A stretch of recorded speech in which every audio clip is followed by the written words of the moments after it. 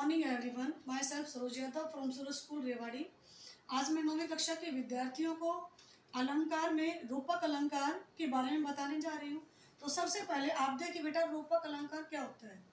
देखिए बेटा, उपमा अलंकार में तो उपमेय की उपमान से तुलना होती है, और इसमें क्या होता है, उपमेय में उपमान का अभेद आरोप होता है। देखिए बेटा, भेद होता है डिफरेंस, और अभेद का मतलब होता है जिसमें अंतर ना हो। ठीक है, यानी भेद अंतर, और अभेद का मतलब होता है जिसमें अंतर ना हो, अर्थात जिसमें सिमिलरिटी हो। तो देखिए, पहला जो एग्जाम्पल हमने लिखा मैया मैं तो चंद्र खिलौनो ले हो, कि मैया मैं चंद्रमा रूपी खिलौना लूंगा। तो इसमें देखिए, एक बच्चा है, छोटा बच्चा है, वो आसमान में चंद्रमा को देख करके जिद करता है, और वो उस चंद्रमा को एक खिलौना मान लेता है। समझ गए? तो इसमें उसे ये नहीं पता कि खिलौना है या फिर ये चंद्रमा है। तो यहाँ चंद्रमा रूपी खिलौना, तो यहाँ जो चंद्रमा है उसी को ही खिलौना मान लिया। तो और एक आपको पहचान बताऊं सॉरी, जब उपमेय और उपमान के बीच में रूपी शब्द आ जाए, ठीक है, रूपी यानी चंद्रमा रूपी खिलौना, तो वहां कौन सा अलंकार होगा? रूपक अलंकार।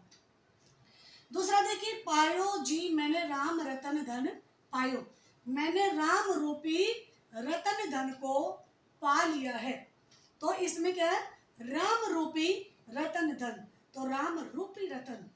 ठीक है, तो इसमें भी रूपी शब्द आया। तीसरे में देखिए, एक राम घनश्याम हित चातक तुलसीदास, इसमें घनश्याम, घन रूपी श्याम। घन क्या है भाई? बादल, तो घन रूपी श्याम, तो इसमें भी रूपी शब्द आया है, इसलिए कौन सा अलंकार हो गया? रूपक अलंकार। चौथे में देखिए, शशि मुख पर घूंघट डाले अंचल में दीप छिपाए। शशि, शशि क्या होता है? चंद्रमा, और मुख क्या होता है? चेहरा, यानी चंद्रमा रूपी मुख पर, चंद्रमा रूपी मुख पर घूंघट डाले अंचल में दीप छिपाए। आपने पूरा जो वाक्य लिखा है, पूरा जो अलंकार लिखा है, उसको समझने की जरूरत नहीं है। एक या दो जो वर्ड्स होते हैं, शब्द होते हैं, उन्हीं में ही अलंकार छुपा होता है, तो आपने उसको ढूंढने का प्रयास करना है। आगे देखिए, चरण कमल बंदो हरिराई, मैं कमल रूपी चरणों की वंदना करता हूँ। अब देखिए बेटा, इसमें चरण कमल, तो चरण कमल यानी कमल रूपी चरण, तो कमल रूपी। अब चरण और कमल के बीच में रूपी शब्द आया है, इसलिए कौन सा अलंकार हो गया? रूपक अलंकार। आगे देखिए, प्रीति नदी में पावन बोर्यो दृष्टि ने रूप परागी। प्रीति मीन्स होता प्रेम, प्यार। कि आपने देखी बेटा, सूरदास की जो कविता थी पहली पद, उसमें हमने आपको 3 या 4 पद, उसमें 4 पद है, और जो पहला पद है उसकी आखिर से जो दूसरी या तीसरी पंक्ति है, उसी में है कि प्रीति नदी में पावन बोर्यो दृष्टि ने रूप परागी।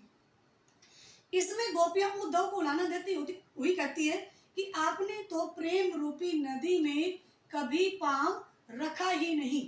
प्रीति नदी, प्रीति मीन्स प्रेम, कि आपने कभी प्यार रूपी नदी में पांव रखा ही नहीं। दृष्टि ने रूप परागी, अर्थात आपकी दृष्टि, यानी आपकी दृष्टि में प्रेम का कोई मायना नहीं है, किसी के लिए भी आपकी दृष्टि उसके प्रेम के लिए कभी भी आकर्षित नहीं हुई। तो प्रीति नदी, प्रेम रूपी नदी। आपने पीछे ज्यादा समझने की जरूरत नहीं है, आपने उसको ढूंढना है अलंकार को, कि इस पंक्ति में कौन सा अलंकार कहाँ छुपा हुआ है।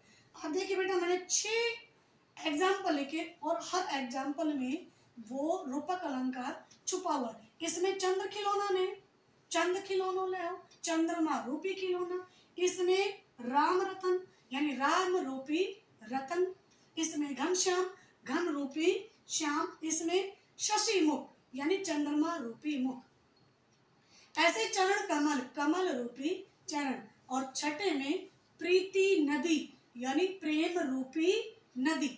एक बात और देखिए बेटा, कई बार ना दो इन उपमेय और उपमान के बीच में ये क्या होता है, वाचक शब्द होता है, और उस वाचक शब्द का मतलब रूपी होना चाहिए, तब ही रूपक अलंकार होगा।